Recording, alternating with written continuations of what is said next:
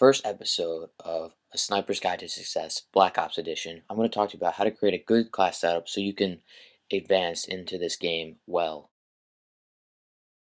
We'll begin with your weapons. First, I'll address the primary. Now, I recommend two sniper rifles, the L96A1, which is unlocked at level 27, and the PSG1, which is unlocked after you purchase all sniper rifles.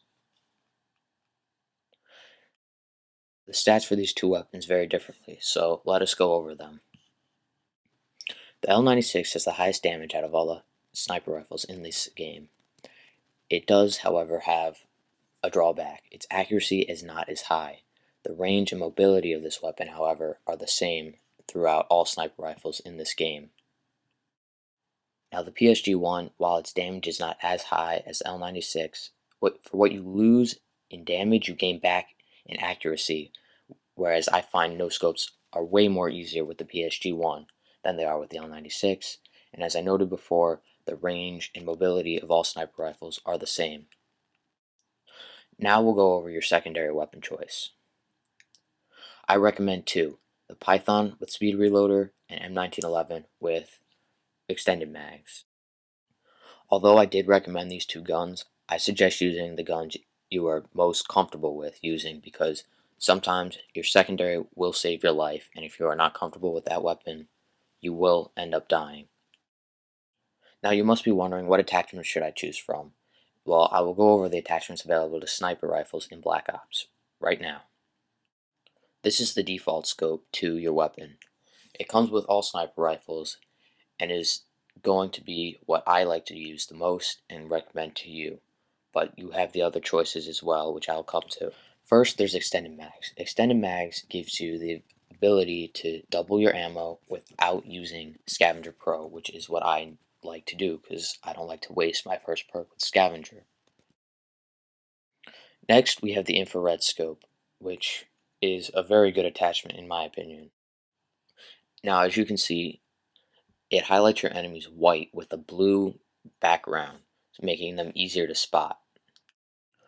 However, though, it does not highlight your enemy white when they are using Ghost Pro because this is part of the Ghost Pro perk, canceling this action. The next attachment I'd like to go over is the variable zoom. Variable zoom has 3 zooms. This is the first zoom. However, it does not go in as far as I like to do, but some people like to quickscope with it, so that's why I'm showing.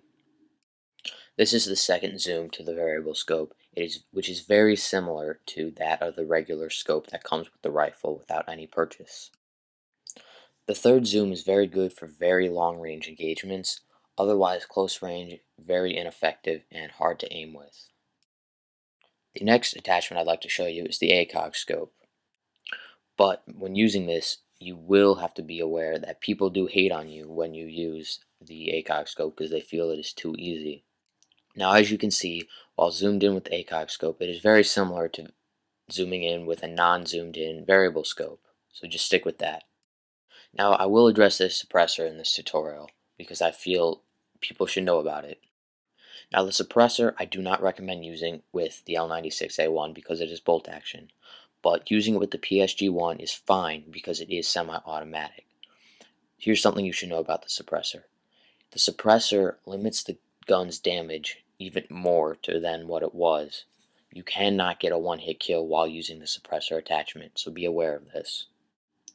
But it does keep you off the radar, is its only plus side to using this attachment. Next, let's talk about perks. For perks, I prefer right away, for my first perk slot, I prefer Ghost Pro. I like Ghost Pro because it keeps me off the radar.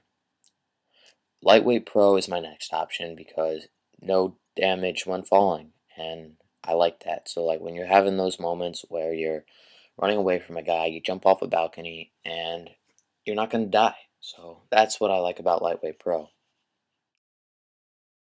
For my last suggestion for your first perk is Flat Jacket. Flat Jacket is good because it creates a smaller kill radius around a grenade, so you have a better chance of survival, especially in team-based games. That's where I find this extremely useful.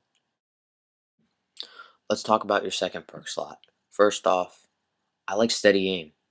It's nice, It creates a smaller reticule while you're not aimed in, and it makes you an overall better player. I don't think it should be hated on, but yes, sometimes it is. That's just my opinion on it, and I don't think it should be hated on. But I do recommend it. Great perk. Use it, especially for beginners. It's a good perk. Next, I'd like to talk about Sleight of Hand Pro. Now, Sleight of Hand Pro, you do not get the full extent of the Pro version, but it does give you the faster reload on snipers. Now, I use it a lot on Nuketown because when you're in close quarters, you need to reload a lot. You're going through a lot of ammo. Especially if you're hitting people, yes, they're gonna find out where you are and they're gonna come for you. And when you run out of that last bullet, you're gonna need the ammo. For my third choice, I picked Harden because when you're playing an enemy on multiplayer who knows how to use the cover to their advantage, it helps you out. You can shoot through their cover where you think they'll be and pull the trigger. Now, if you hit them, it will be a kill through the wall. Next, let's talk about your third perk slots. Alright, first off, I prefer Ninja. Ninja I like a lot because if you have the pro version, you can hear your enemy's footsteps a lot louder than default. And it also makes your footsteps silent, so campers can't hear you, which is a very good plus. For my second choice, I picked Marathon because Marathon is very good for rushing, especially when combined with Lightweight Pro. You can move all over the place. Marathon Pro lets you never stop running and is very useful for rushing and playing aggressive sniper play.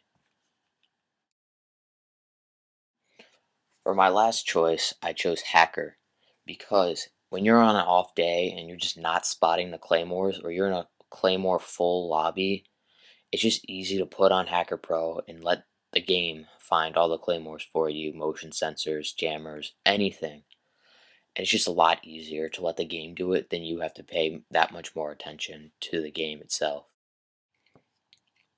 Now, what equipment should you use? I recommend three: the claymore, the motion sensor, and the jammer. It all depends on your style of play, though, whether or not you choose which one you choose. Alright, so I thought I'd show you my favorite class. This is my go-to class. Use it 98% of the times, any game mode. It has Ghost Pro, so you don't have to worry about radar. Steady aim, improved accuracy for those quick round the corner no scopes that scare you. I don't know. And then Ninja, so I can hear people and make no sound for campers. Tomahawks for the silent kill if I get near someone and I don't necessarily want to make the noise. And Claymores because I'm not a camper. I run around, I'll place a Claymore and just hope it kills somebody.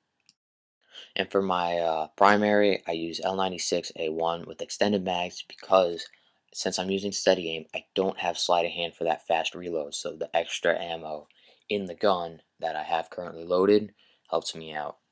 And the Colt with the extended mags, just in case I run into multiple targets and I have my pistol out, I can take two out at least. And that concludes the first episode of A Sniper's Guide to Success Black Ops Edition. Thank you for watching. This has been Cheap Shots. Peace.